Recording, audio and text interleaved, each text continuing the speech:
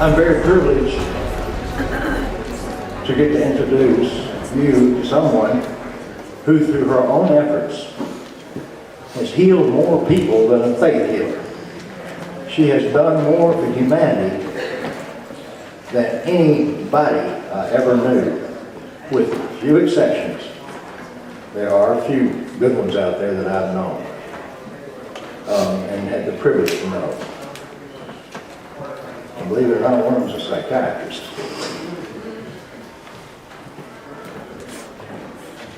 Kathy O'Brien has grabbed the hearts of many people by speaking to them on a level of pure logic. And I know that you folks will gain much from her testimony today. She is absolutely the most pure person I know. Welcome, Kathy.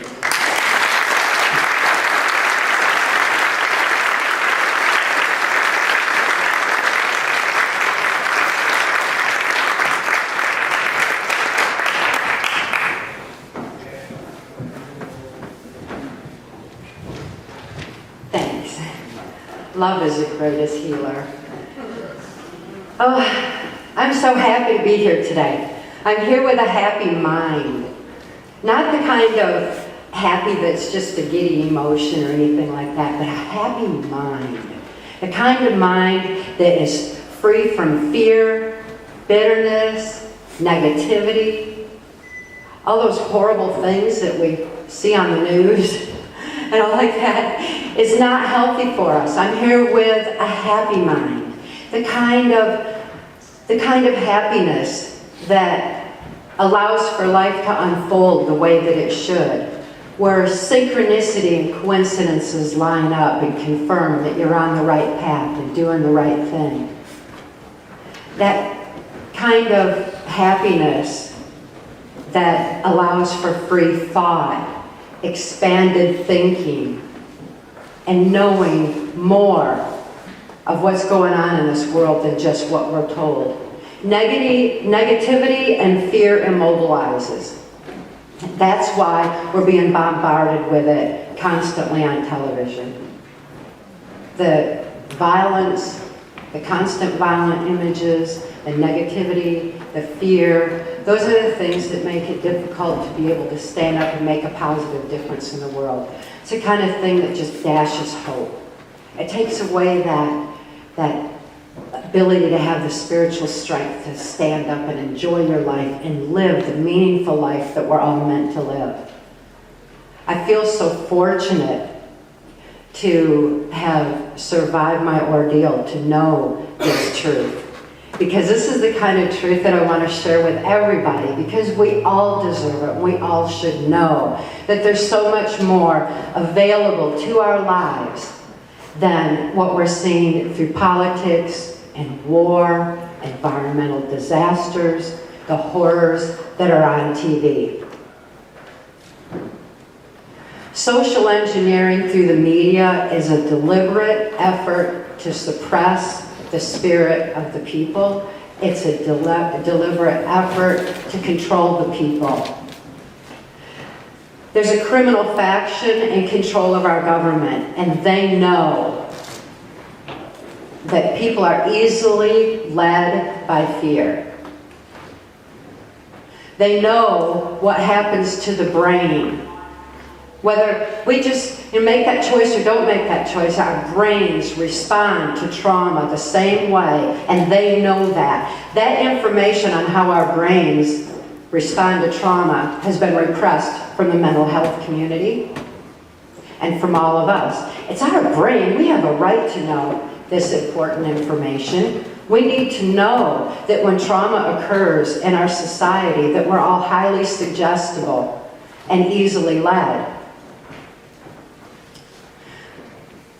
Mind control is an important truth that is like the piece of the puzzle that once you understand mind control, that piece of the puzzle brings the whole picture into focus, and we start understanding what is going on in our world. And with that understanding, once we know that truth, once we have that awareness, that's the first step towards positive change. These criminals that are in control of our government, and control of our media, and control of our knowledge base and information have been in power for a long time. They've been using this technique on us for decades. It seems like things are worse right now because we see so much violence on TV, we see so much horror, when in fact that is awareness starting. The truth is coming out. It's starting to rise, and with that awareness comes the first step towards the positive, necessary change that we all need to reclaim control over our own lives and to be able to gather our strength of spirit and start living that life with a happy mind again, where everything happens at such a profound level and it's so meaningful. We all will get to live that again as we fully understand exactly what is happening to our society. Mind control is a sliding scale, and it affects people on a very robotic level, such as military special forces, such as the kind of mind control that I experienced during the Reagan-Bush administration, when I was totally robotic, carrying out the will of others and doing only what I was told to do. My experience was extreme, but it's given me insight into the deliberate machine that's being used to manipulate the minds of the masses. It gave me inside knowledge from inside the White House Pentagon level that I was subjected to. And it's given me the insight in my own healing path, once I regain control over my own mind, what a joy it is to celebrate free thought every day and to make personal choices. One of my biggest personal choices that I have made is to choose happiness. I choose happiness, not giddiness, not ignoring the realities of what's going on in the world, but that happy mind that allows for clarity of thinking, to be able to see the solutions and to see beyond what we're being told, to be able to see beautiful people like yourselves who can't relate to the kind of violent nonsense that we're seeing every day any more than I can. TV doesn't...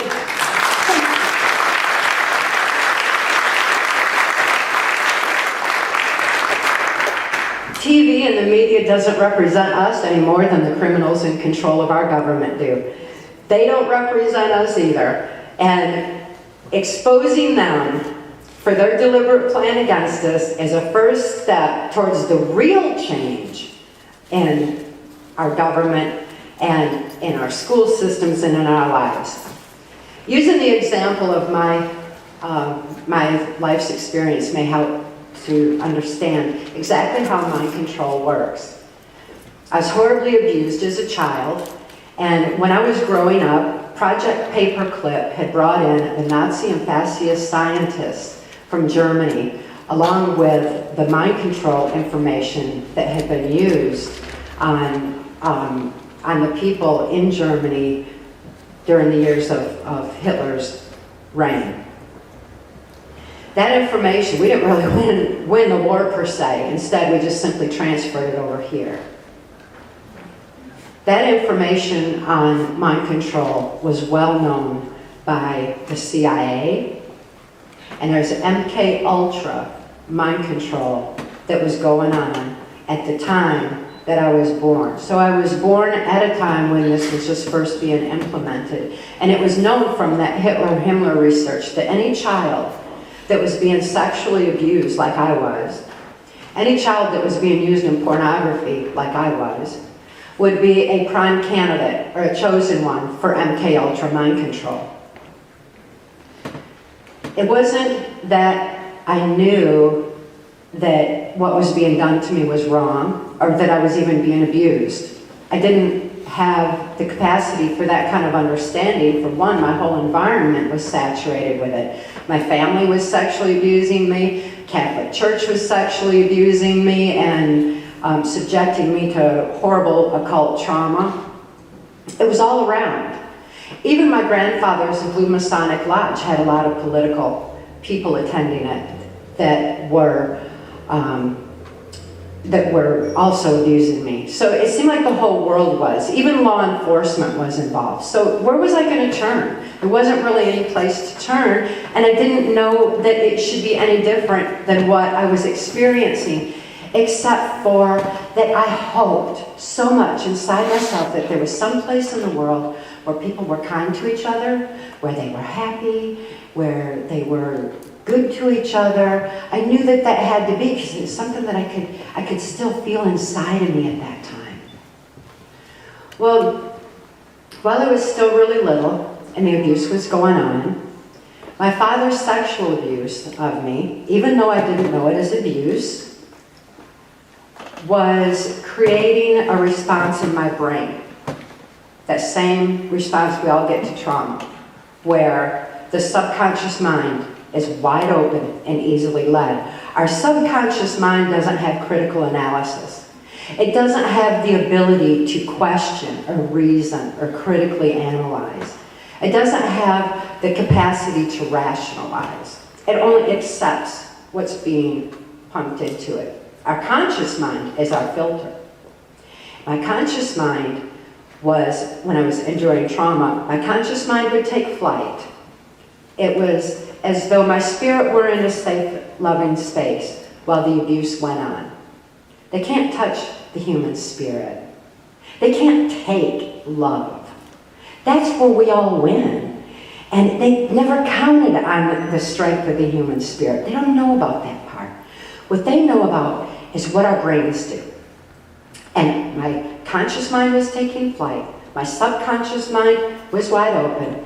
And it was like shoving all of the information of what was being done to me down in a deep, dark hole in my mind, so that the rest of my mind would function normally as though nothing had even happened.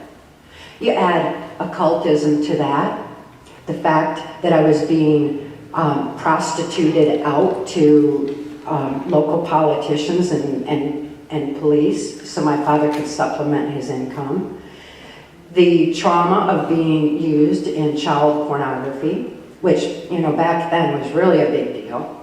It wasn't available on the internet or anything like that. It was going through, it's horrific under any circumstances, but the manner of getting the information out there was sending a video tape through the US mails. And at that time, since Project Paperclip was in full swing, and there were those with the CIA that were acutely aware that children like me would be easily led, made it where a local politician at that time confiscated that pornography of me and approached my father and granted him immunity from prosecution if he would sell me into the Mind Control Project. That politician was just a little local politician at the time, and his name was Gerald Ford. Gerald Ford shouldn't even have been a local nobody politician, but nevertheless, people bought into his lies. You look at his name alone. His name is Leslie Lynch King, and he took the name of Ford because people would associate it with Michigan, where I grew up, of Henry Ford, you know, and Ford. And so people recognized the name and they thought that meant something, and he was elected. It was just a little local politics, but nevertheless, he fooled the people. Consider that on a local level, if we monitor our politics and pay attention to the people who are running, we can make a profound difference in our own communities right on that level before it escalates any further. Look around, stay aware, and when you vote, pay attention that that vote is actually being counted. Gerald Ford, of course, rose high up in government to be the unelected President of the United States. And he headed the Warren Commission that covered the Kennedy assassination. The Kennedy assassination was a major turning point when our country was taken over by this criminal faction that I'll continuously refer to, that's in control, because that's not our government. These guys need to get out. They've been in way too long, and they have a very adverse agenda with what Adolf Hitler and George Bush termed New World Order. But Gerald Ford at that time was very much active in our community and was connected with other political people who were also active in MK Ultra mind control.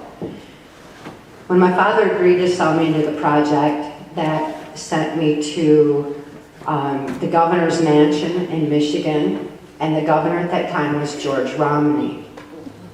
He is the father of Mitt Romney. Let's pay attention here to this little series of people that are just weaving through everything, just like mind control being the common thread that's weaving through society's woes.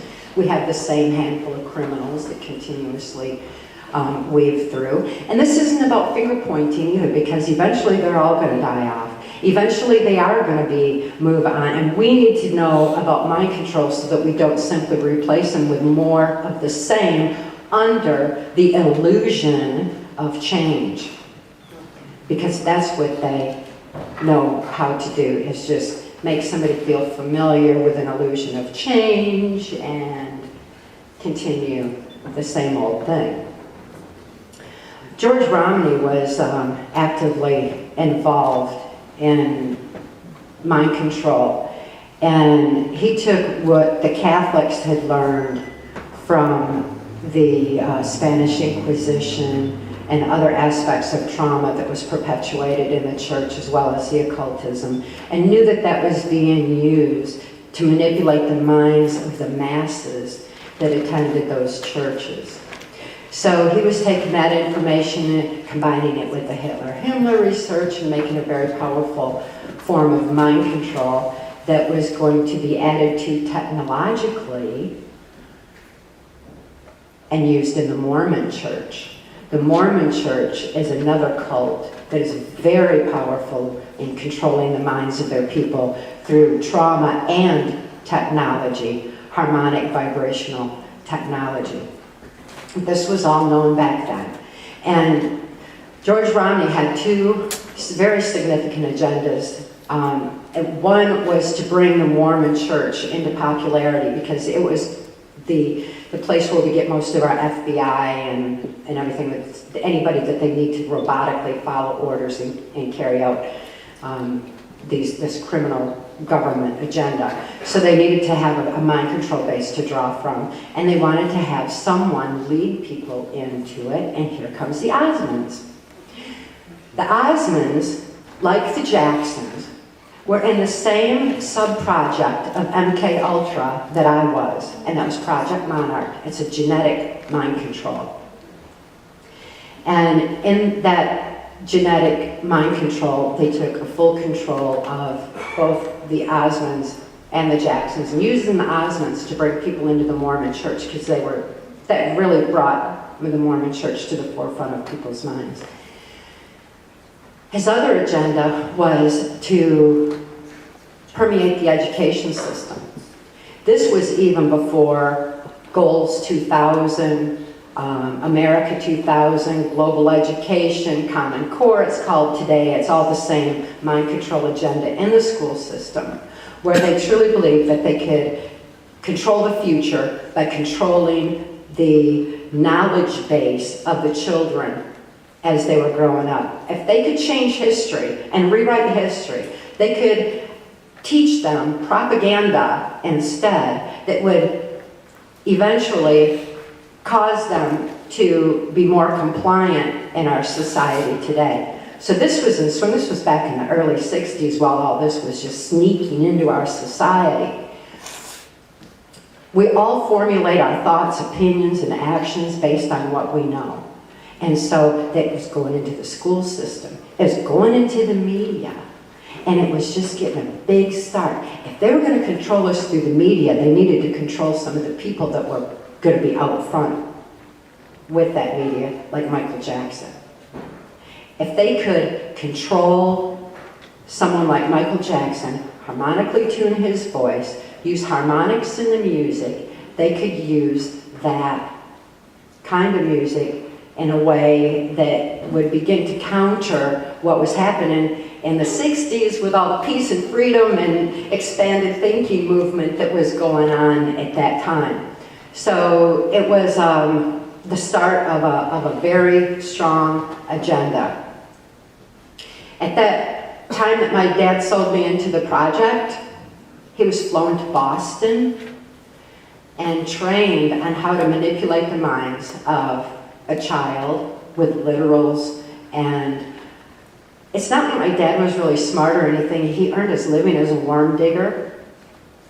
We were very poor when I was real little before he sold me into the project. And he's not the smartest, but he still knew how they taught him how to manipulate a mind. And this was the first basis of what the Boston connection is on the Catholic child abuse scandal with Cardinal Law. And I'll come back around on where Cardinal Law was sent when he was caught in that scandal. But nevertheless, it was part of the training that my father had at the time. So we're beginning to see how this is just a natural flow and going out into our society in so many different ways. When I was at the governor's mansion in Mackinac, I met who would become my owner in the project. There's U.S. Senator Robert C. Byrd. He's finally gone. He was in office as long as I've been alive. He was head of Senate Appropriations, which means he held the country's purse strings. He delegated money. And one of the very first things that he was doing real hard was to make states reliant on federal funding in the school systems so that they could bring in this education agenda and start to alter history that is being taught in order to condition the kids. It wasn't teaching them about propaganda, it was teaching them propaganda. And Byrd made sure that states became reliant on that. That funding mechanism is still in place today. We all need to pay attention to it. The federal government has no business meddling in the minds of our children. We're all capable of monitoring our schools in which our children learn and our own local level. Be active and be aware, just right where you are. We can't change Washington, D.C. at this point in time. Not like we need to, but we could start making changes in our own lives, opening our eyes, have a happy mind, realize solutions are out there, that people are implementing solutions, and changes are beginning to happen as awareness is rising.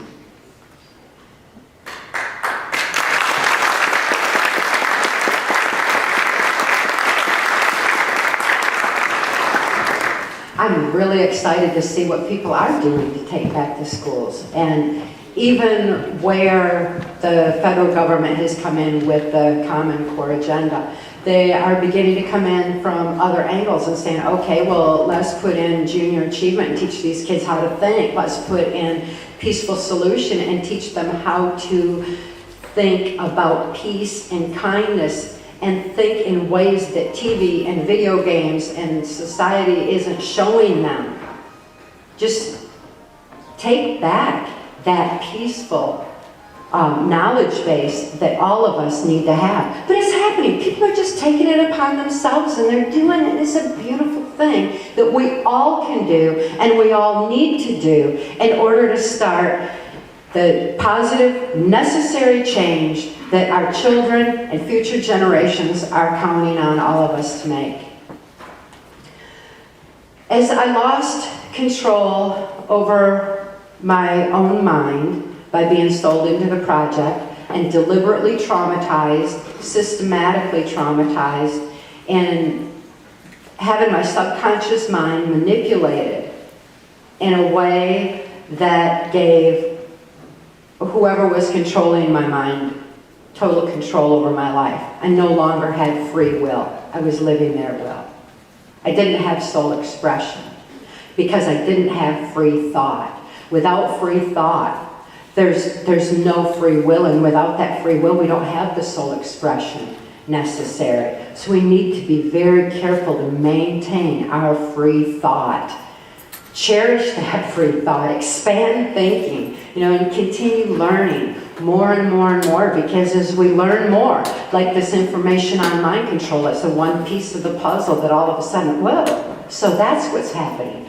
Of course people aren't all like we're being told. We're the peaceful people that we know we are. We are the majority. If we weren't that way innately within us, they wouldn't need to be manipulating our subconscious. They wouldn't need to be trying to take control of us by controlling that subconscious and manipulating our free will soul expression. When the trauma occurred over and over, the more and more of my conscious mind took flight until I was totally robotic, operating on a subconscious level. I didn't have conscious awareness anymore. And without having conscious awareness, I had no concept of time.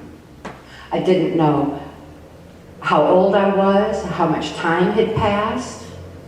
Without a concept of time, there's no real concept of distance. So I wouldn't even know, because I didn't know how long it took to get from point A to point B, that there was that distance from point A to point B. Boy, does that ever mess up geography. I'm still relearning geography and how things are actually, set in the world, because it's really difficult. It seemed like everything was just jumbled in whatever was the moment that I was living at that time. Without conscious awareness, there's no ability to think further. There's no ability to future think. There's no awareness of what has happened in the past. All you have is the now and doing exactly what you're told to do. Being conditioned for this, Gerald Ford went on to become the unelected president of the United States, and my victimization in MK Ultra mind control rose proportionately. Take a look at Gerald Ford's cabinet.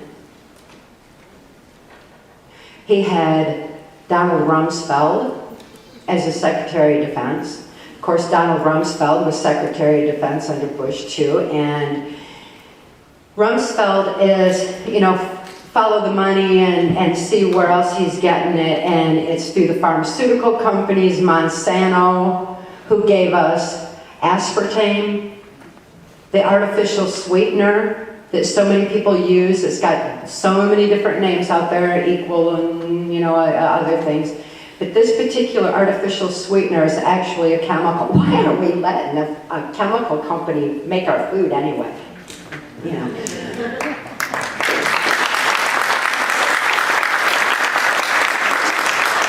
But what happens with aspartame is it dumbs people down. It takes away critical analysis, and it just dulls the conscious thinking. I was fed copious quantities of aspartame, and when I was going into full absolute robotic mind control, my diet was definitely controlled. I had sleep, food, and water deprivation. I was given all this aspartame all the time, and I really lost an ability for any kind of free thought, conscious thought at all. And the aspartame aspect, for all that I was exposed to, that was one of the hardest things for me, was coming off aspartame, because I'd given so much of it. I was like addicted to it, and it was really hard to get off of it. It's like nothing else could quench my thirst like a diet drink, or something like that. It was difficult. But understanding what it was doing to me made it easier to get away from that. So here we have Donald Rumsfeld in Ford's cabinet. George Bush, Sr., head of the CIA. George Bush has been the power behind the scenes throughout my whole life. He's still alive, and I know he is still pulling strings. The president is only a figurehead. He's put out there for all of us to gravitate to. Somebody like Ronald Reagan, who'll tell us all the really wonderful things that we want to hear about downsizing government, while at the same time, you know, the whole economy is just crashing behind him. But he said the right things, and he was a figurehead out there for everybody to see. He was being manipulated too. If he had any ideas of doing something different, when he was shot, when the assassination attempt occurred, it certainly took that steam out of him for being able to implement anything. George Bush Sr. was absolutely in control through the Reagan-Bush administration. Check and see, follow Hinckley into the Mormon church, high up in the Mormon church, his father was. And they are very close friends of George Bush Sr. Is that a coincidence? Come on. You know, there are no coincidences. Coincidences are pretty glaring for all of us to be able to follow some really strong truths. George Bush Jr., I know for a fact, was under mind control. Absolute, total robotic mind control. Look back on George Bush Jr. and see how he acted. It was pretty dull-witted. And that wasn't an act. That was mind control. And that is what it looks like. And at that time, they just figured it'd be a lot easier to pull somebody's strings than try to manipulate them like they did Reagan. Just pull up strings and, you know, and let it be easier. And the same criminals again, behind the scenes, ushering in what Adolf Hitler and George Bush termed the New World Order. The New World Order agenda is one where the people are totally compliant, and it's like a slave society because they can't relate to the human spirit or the power of love.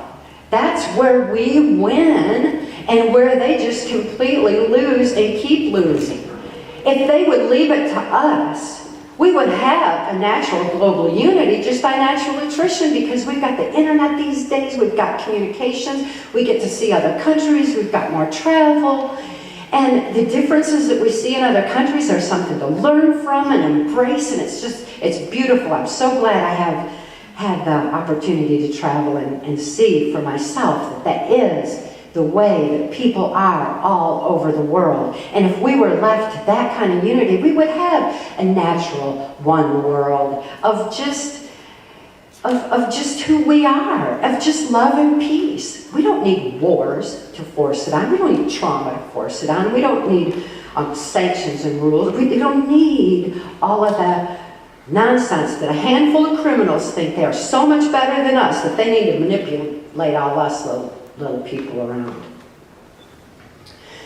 Back to Ford's cabinet. Dick Cheney, his Secretary of State. Dick Cheney, I was subjected to during Ford's administration. I knew him throughout my victimization, my years in the Reagan-Bush administration. He worked in the Pentagon. I worked under him in the Pentagon. He knows that torture is what programs people. It's the trauma. It's the way the brain works. You torture somebody, they will say anything you want them to say. They're not necessarily going to say whatever. You can't torture information out of somebody. You can only torture information in and make people say what you want them to say. Torture just doesn't work that way. There's no justification for it. Dick Cheney is one of the most vile, cruel people I ever encountered. And even at that, I don't live with bitterness or hatred. I'm not speaking out to say Dick Cheney's evil. I don't need, you all know that anyway, you know? I don't need to be doing that just because I had to work under him. Instead, I'm saying it so that we all know what it looks like, so that we know how mind control works. He knows how mind control works, and he certainly used it on me. In Ford's cabinet was Jack Valenti. Jack Valenti was his press secretary. He also happened to be in the motorcade when Kennedy was assassinated, which is just an interesting little aside. But Jack Valenti was head of the Motion Picture Association. That gave him all the power in Hollywood. He decided what we could see on our TVs. That's a very, very powerful position. And it took a grip on the media to be able to alter our knowledge base through the news, through movies, or whatever else we're being fed through that TV box. We all need to think out of that box because it's not an answer. It could have so much potential if people would use it right. We could show people's differences and celebrate those instead of, trying to make it like some big evil something. But anyway, that was a grip on the media that was also in this transitional time when this criminal faction took control of our government. Jack Valenti was a very close friend of Ronald Reagan's. And I had cause to see him during my the operations I worked on a White House Pentagon level, and my exposure to Reagan and so many others. One person I was exposed to that I do want to mention is Bill Clinton. Bill Clinton was a little bit different than the rest. But in the early years, while he was still governor of Arkansas, he was running the cocaine operations that the CIA is so heavily involved in, this funding black budget operations to usher in this new world order. So I'm not saying that Bill Clinton is not just the same as the rest of them or anything like that. The fact is that Bill Clinton was the only one who smoked marijuana. He smoked herb, and that was considered the most horrible evil by everybody else that was around me, because what happens with that is it opens neuron pathways in the brain. If trauma is occurring and compartmentalization is occurring in the brain, our military is trained that way for compartmentalized memory in the brain on that subconscious level. It's set up that way. And if anybody in our military smoked marijuana, it would open those neuron pathways of the brain, and the programming would just go awry. So I was exposed to a lot of negativity about marijuana because it could have started to break up my programming. Well, Bill Clinton wasn't so opposed to it, nor was he a pedophile. He absolutely, I was present when he and George Bush Sr. were having a discussion. I had cause to have heard that discussion. And Bill Clinton did not believe that that was necessary for control. Technology was coming on real strong, and he was not going to sexually abuse his own child because he felt like, that she had genetics. Okay, I mentioned two little tiny sparks of difference there. And, oh man, if only he could just get one more piece of the puzzle and expand his thinking and expose some of this criminal nonsense that's been going on behind the scenes in Washington, D.C. for decades that he knows of and I know of. Be aware that Hillary is very much for mind control. She has one of the strongest agendas for controlling a population of anyone I ever heard, that I was ever exposed to. And it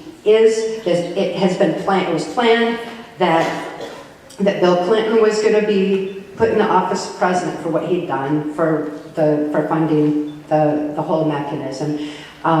George Bush Jr. was going to go in because he was an absolute total puppet. And there was going to be an illusion of change. and Hillary is definitely still being held back for that illusion of change. Because when people become disillusioned with Republicans, they put a Democrat in. When they become disillusioned with Democrats, they put Republicans in. The fact is there's no difference between Democrats, Republicans, black, white, male, female. You know, we got to just pay attention to something a lot deeper on the people that we elect and that we allow in positions of power. Pay attention on a local level, because on a national level we have a very serious problem. When you follow the money of the Diebold electronic voting machines, you're going to go right straight back to Bush Sr. and Dick Cheney once again. If they have an electronic voting machine capability, do you really believe those elections aren't being manipulated? And they're going to just act like, oh, we chose this illusion of change. We chose it. We have not. So what we need to do is gather our strength of spirit and stop following leaders that we didn't elect. Implement that kind of Gandhian total non-compliance. Pay attention to what happens in your own society, in the school systems. What's happening in the churches. Pay attention to all that. Because once your eyes are open to this truth, it will give you an ability to see how easy the solution is in light of truth, love, peace, and strength of spirit. I'm seeing, speaking of trauma, being involved in trauma like Mark and I are, it's amazing that we get to have such a beautiful view of how much people are doing exactly that. There is a peaceful, I'm not even going to use the revolution word, I'm not supposed to as you as government whistleblower anyway. There's a peaceful evolution going on. And it's not being shown on television. Why should they? I mean, it's not going to traumatize anybody. It's peace, it's natural, and it's a flow, and it's just people reclaiming control over their own lives. The same way that I had to. The details of what I was exposed to and the operations I had to carry out are in Transformation of America. Access Denied, our book Access Denied is one I'm so excited about. It tells our journey and has all the healing details and information that Mark taught me in it. As a result, people all over the world are taking that information and they're applying it to themselves. And they're healing from varying levels of trauma, child abuse, cult mind control, PTSD, post-traumatic stress disorder, which all of our military has, military special forces, people from all walks of life, all around the world are healing with the methods that Mark taught me. When Mark came along, it was February 8, 1988, and that's when my life began. I existed up until that point. And Mark rescued me out, me and my daughter, out of our MK Ultra mind control existence. At that time, I didn't know who I was, how old I was, where I'd been. I couldn't think to know any of that, but I was turning 30. And at 30, we have electrochemical changes in our brain naturally. And at 30, a lot of people start having memories start to surface. So before that could happen, because of the government secrets that I'd been exposed to, I was to be killed before, I might happen to remember. The thing is, they never counted on a good man like Mark Phillips taking his insider knowledge and using it to restore a mind rather than control one. Never thought about that aspect. It didn't occur to them that I could be deprogrammed. They didn't know anybody could be. They didn't, because they don't understand the strength of the human spirit or the power of love. They don't know that aspect. So when Mark first rescued me, I was safe for the first time in my life. And somewhere deep inside, I knew that this was really big, but I couldn't consciously think, I couldn't rationalize, nor could I even think to trust Mark, to accept what he was telling me, sharing with me that I could use for healing. How could I trust anybody at that point? I mean, He may as well have been an alien or an angel or something, because I didn't know that good people like him existed in this world anymore. It was beyond my realm of experience. So I couldn't think to trust. But because I was operating on a subconscious level, I had heightened intuition and my telepathy developed. Because when a person can't consciously think, the brain hyper develops in other areas. It's like being blasted into other parts of the brain, where I had 44 times visual acuity, for example, where it's like having eyes in the back of the head, because I had whites around my eyes, like so many people do that have been traumatized, because it's like you're trying to see something that might be coming up behind you before it happens. So you get this visual acuity. Hey, we have a capacity in our brains. This is exciting that we actually can do that. We can choose that for ourselves if we knew. Just to know that we can do that is our first step towards embracing it and using that for healing vision problems and other aspects. I also had a heightened telepathy, where it's like a real strong sense of people. It's not like knowing every word that they're thinking or something like that. It's more like knowing an intention, and animals are very telepathic. TV doesn't represent them any more than it does us. All we see in nature shows is animals eating each other, and what they have, and it's like, all this horse stuff. Besides, that traumatizes us further too. But in reality, out in nature, which I spend a lot of time in nature, animals intercommunicate. And they don't make all the same sounds as each other or do it the same ways, but they know. They know. And there's like this piece when it comes to one pond, It's like, okay, we can go there, and everybody is thirsty, everybody needs that water, and they share. Mark and I feed the wild animals, because we live out in the country, and we put a little dish of food out there, and all the wild animals. The other day we had a fox, a raccoon, and a skunk all eating from the same dish at the same time. With a crow right behind them, just kind of. That's how they are, they're really telepathic, and they intercommunicate. They're really cool. Mark had a bunch of animals when he first rescued me. He had fox and raccoon, and he had dogs, and he had all these animals. And all these animals trusted him completely. And they were just real loving with him. I'd never seen that before. Because people who abuse children abuse animals, and vice versa. It's a disregard for life. It's a whole different level. It's such a strong truth that when Mark and I began speaking out on this, the Humane Society and Human Services got together, and they said, okay, when you get an abused animals, let us know, we'll check the children. When we have abused children, check the animals. Because it is that common of a thing.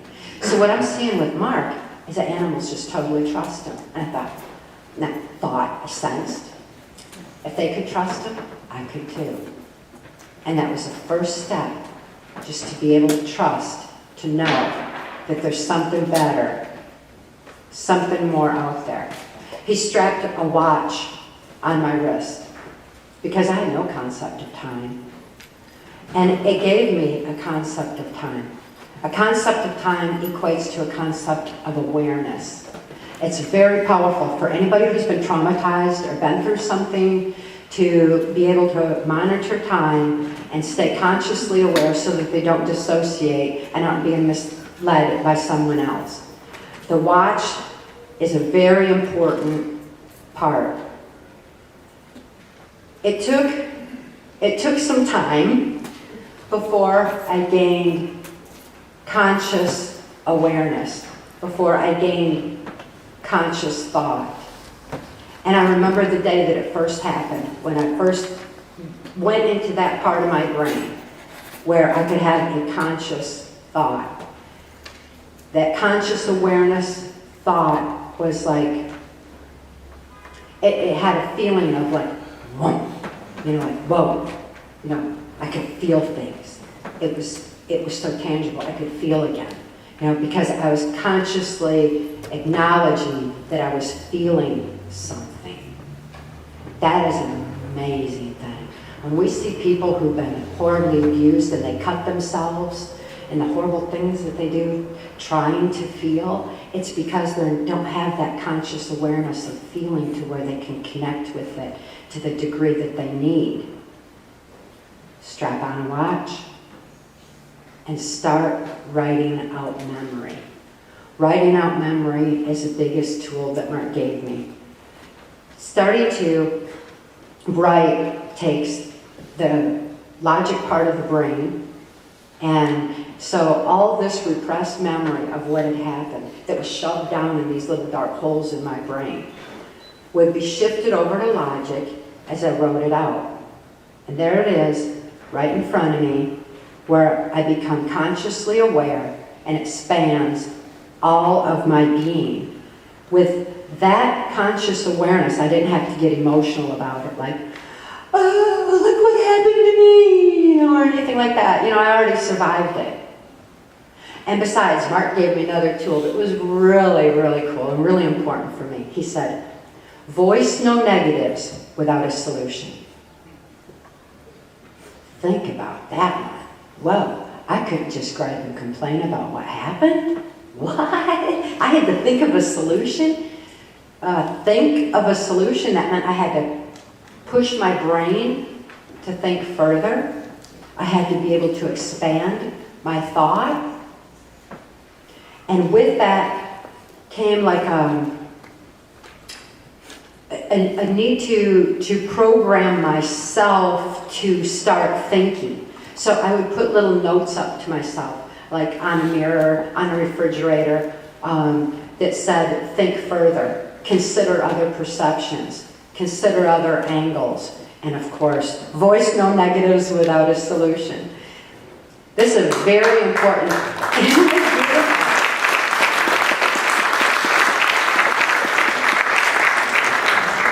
That was my very first step towards being able to have a happy mind and to be able to think further and have clarity of thinking. But that took some time. I had to exercise my brain in a lot of ways. But the most important part was writing out memory.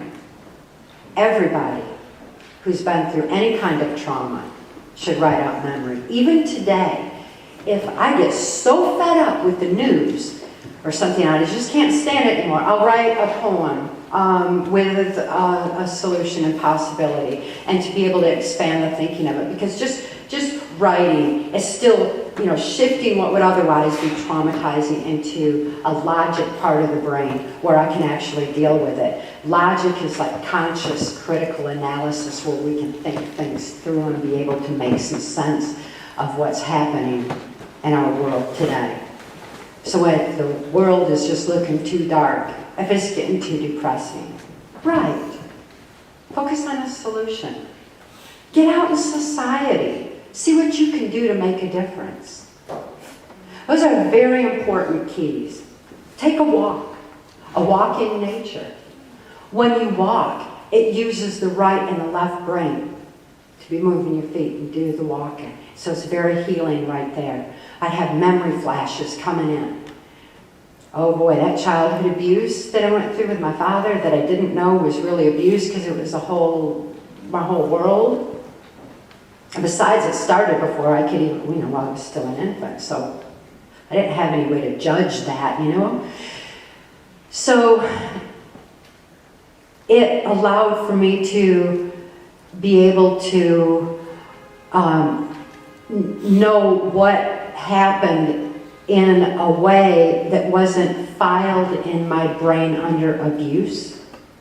So when people have gaps in their childhood or in their memory and they don't know what happened, especially if it's early childhood before age 5 while the brain is still forming, it may not be filed under abuse. A person asks themselves, wow, was I abused as a child? It's not likely to get any response from the brain that way. Sexual abuse has pleasure to it too. It could be filed in a really unexpected direction. But writing out memory is the key. Taking a walk starts flashes of memory.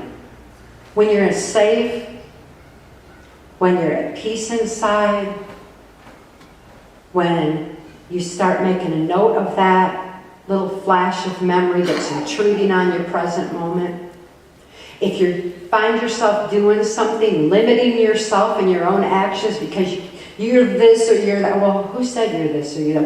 Why are you thinking that way? Write it out. Write it out. Continue. Always write it out.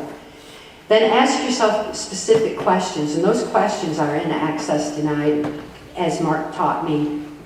You ask yourself how you got there, where you went after, and all of a sudden you're bridging events, and it's taking it out of that little dark compartment of the brain, and it's bringing it out into full. I don't focus on my past. I'm not of that kind of a victim mentality. Instead, I've addressed the issues. I know my own truth. And knowing my own truth, I have inner peace. And with that inner peace, when you know your own truth, that is where the happy mind begins to come in. And you can start thinking and realizing the possibilities and the potentials that are in society.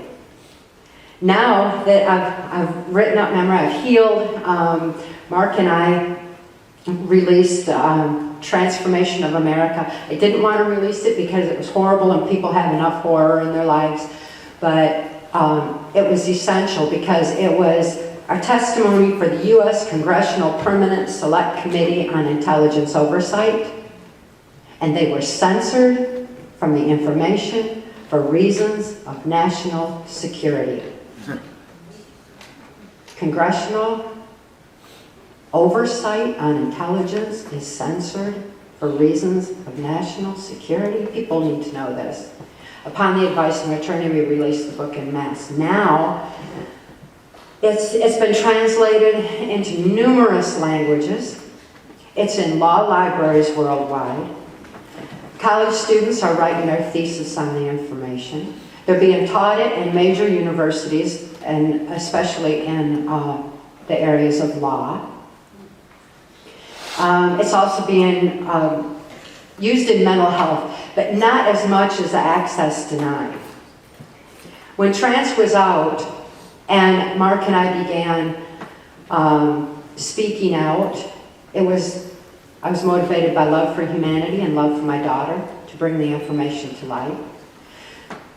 As the books went into translation, we would speak in the different countries where it was being translated. We spoke in Germany, which is an amazing experience considering the Hitler connection. Those people are acutely aware that the United States is being manipulated and controlled. They consider we're more controlled than the Nazis were. We're dumbed down further.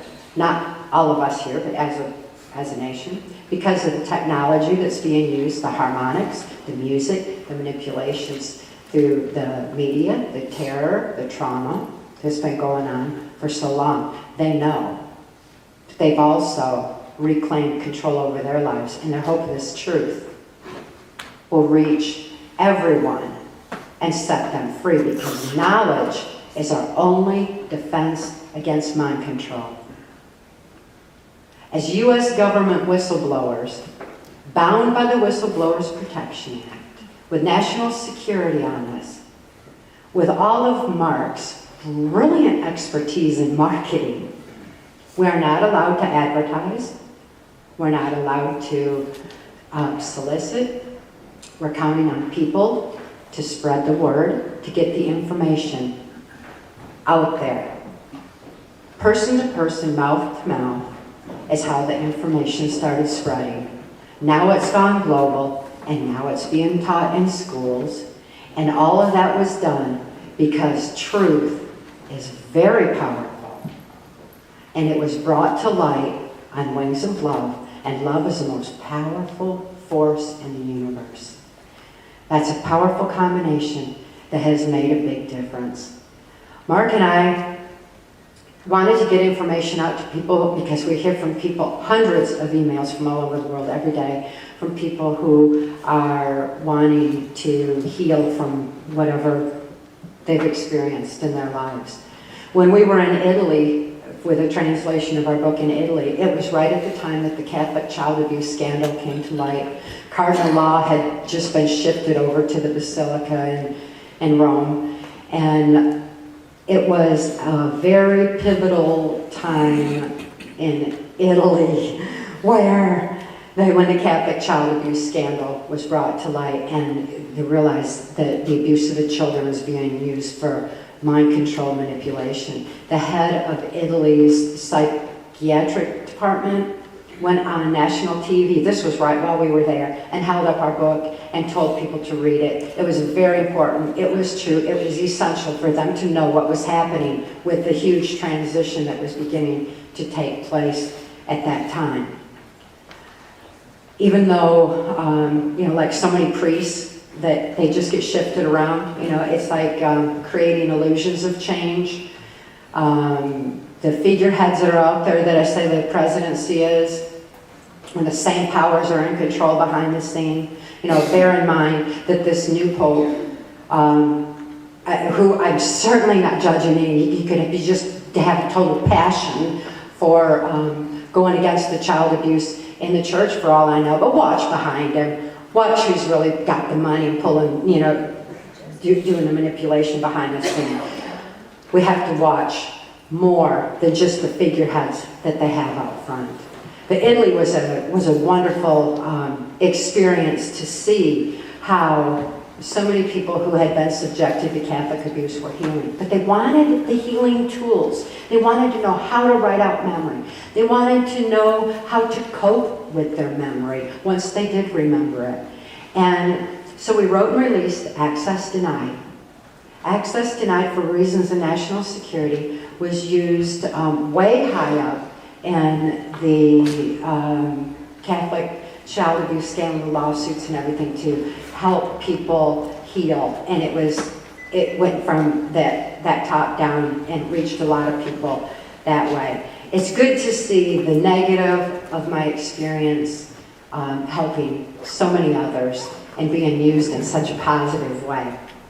I encourage each of you to read these books, gain the insight, the hope, the solutions that are offered, even the coping skills, for dealing with the horrors today, and get the information out there. And when your eyes are open and you see someone who's been horribly abused, you'll be able to help them with the information. Hey, it's within you to heal yourself, and here's how.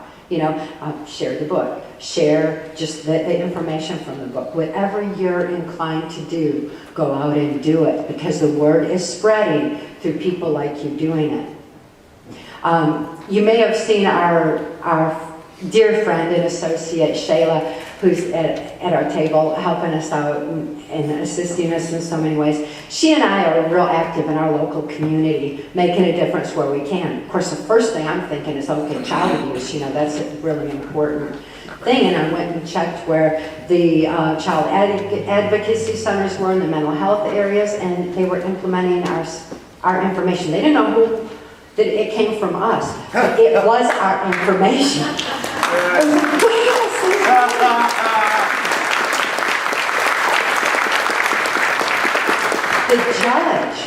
The judge is so harsh on child abuse because they know what it does to the minds of the children.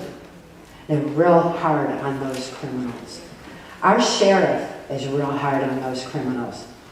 Pay attention to your sheriff. Your sheriff is our last line of defense against the federal government.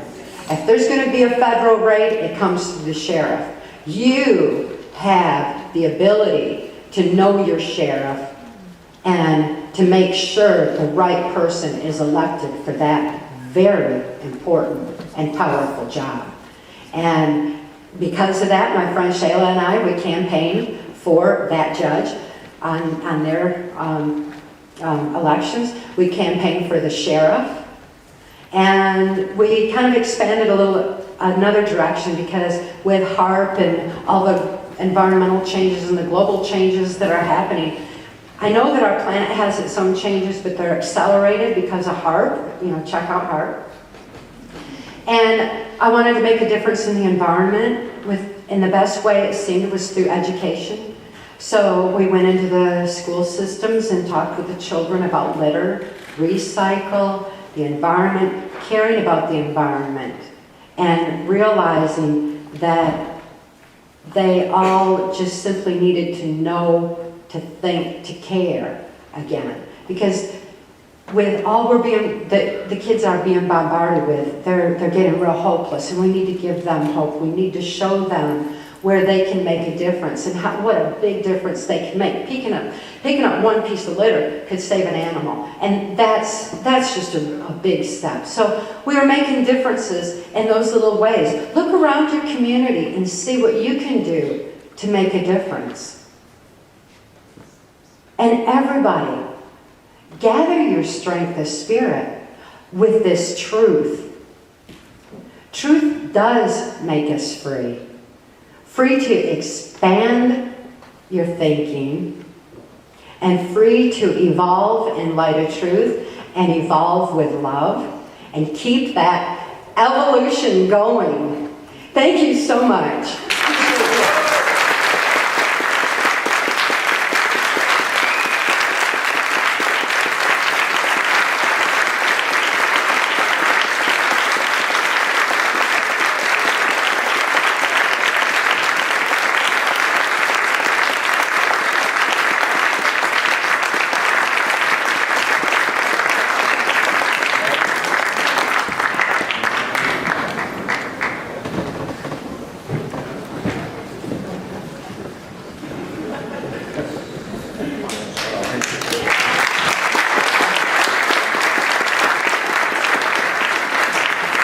Together almost a quarter of a century.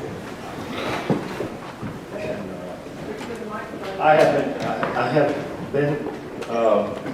I've never been around anybody that I really liked well enough to be around them 25 years. Day and night. However, when you find that spark inside, it's easy. When he first rescued me, I had been exposed to a lot of sexual abuse and sexual trauma, and he wasn't going to join in on any of that. That was not his interest whatsoever. And he said to me then that he didn't want me a piece at a time, he wanted me all at once, until I knew who I was and could give love, because living love is giving love. And that was a huge motive to be able to heal and live the love I am, so that we could fall in love like we have. Right.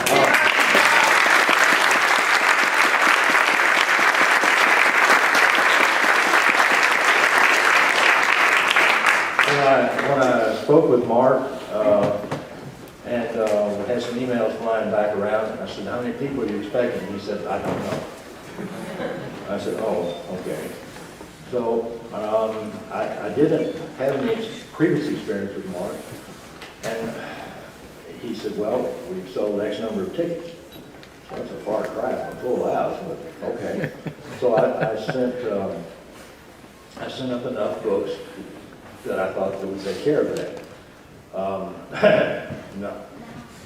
All right. We have a really good amount out there, and for those of you who have not endured horrific childhood sexual abuse, then both books will make sense.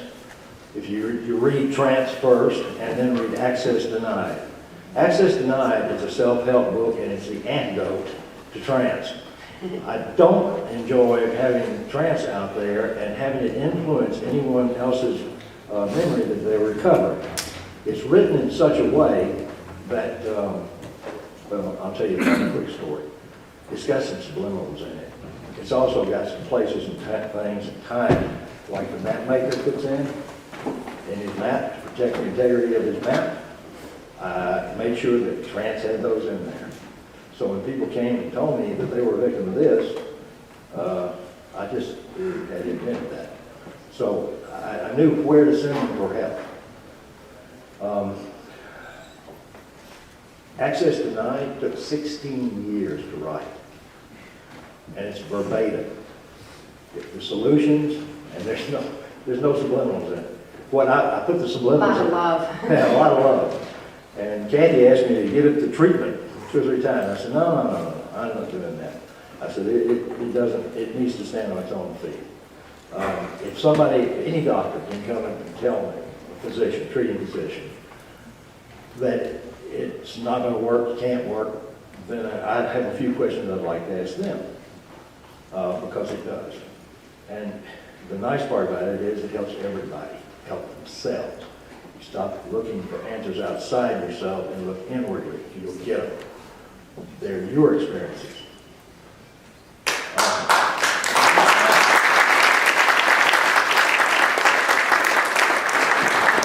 We deeply appreciate this opportunity, and I've expressed it numerously to Mark and others, and to John for carrying us around. Good gracious. The fact remains is, I do believe this is the last public presentation we'll do in the United States. We continue to do it offshore. We're working primarily with physicians and social workers, and in some instances, political people. It's been an opportunity, a learning curve for us. We can't make a living on selling books. It barely pays to have the books reprinted, and we cannot have a publisher. We can't sell publishing rights. We can't sell the movie, our life rights to trans. It's gone if we do. It will never resurface. So I said, well, as long as I'm alive, be out there.